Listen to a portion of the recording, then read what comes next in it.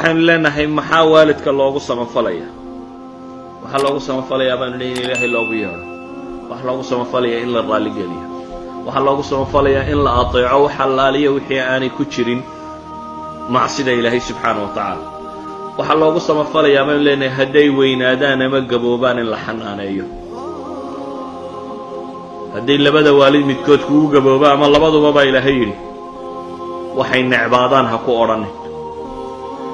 hana dagaalin baa la leeyahay war fiican oo qura ku dheh u dhimriyo u jilicsano baa la leeyahay subxaanahu wa ta'ala oo u naxariiso oo waxa tiraahdaa ilaahu labadayda waalidu naxariiso sidii iyaba markaan yaraaye taagta daraa ay soo rabeeyeen ay soo hayeen xasuusaba ilaahay leeyahay adigaba in calool lagu siday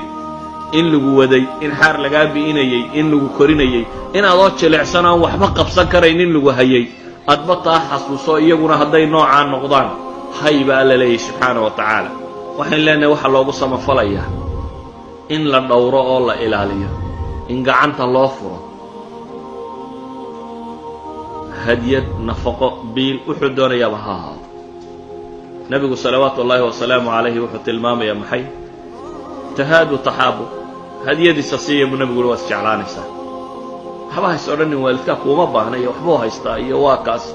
waa mas'ala kale waxa iska haysto iyo ku baahnaanin nabigu laakiin wuxuu ku leeyahay salawaatu ullaahi wa salaamu alayhi tahaadu tahabu hadiyadiisa siiyo nabigu leeyahay waa jeclaanaysa asmaa bint abi bakr waa taylahay ilaahi rasuulkiisa hooyaday baa timid wahiya raagibatun aw raahiba afaasiluha ma xidhiidhiyaabay ku tidhi nabiga qaala nacam buu nabigu yidhi salawaatu ullaahi wa salaamu alayh xadiidkii bukhaari xataa hadday kaafiriin yihiin biilka way leeyihin haddaanay waxba haysan oo ay kaafir yihiin gaala yihiin way kugu leeyihiin nafaqa walidalik bay a'immat alfiqi waxay leeyihiin nafaqada horta kollayba way leeyihiin hadday baahan yihiin xataa hadday gaala yihiin bay leeyihin waxaan leenahay waalidka maxay nugu samafallaa waxay nugu samafalaynaa xataa hadday dhintaan kuway iyagu jeclaayeen ay xidhiidhin jireen inaynu xidhiidhinno waxaan leenahay wax loogu samafalo waxa ugu roon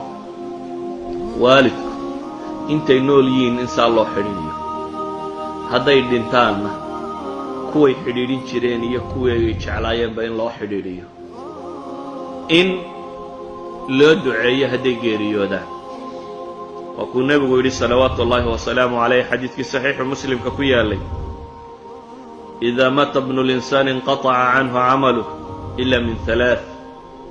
إنسان كهدور لنتو عمل كيس واحد ما يكتاب كيس صدح مويان صدقة جارية أو كتغي علم لا انتفاع سدو كتغي أو ولد صالح يدعو له النبي أما المفي عنه كتغي أو أسد دعية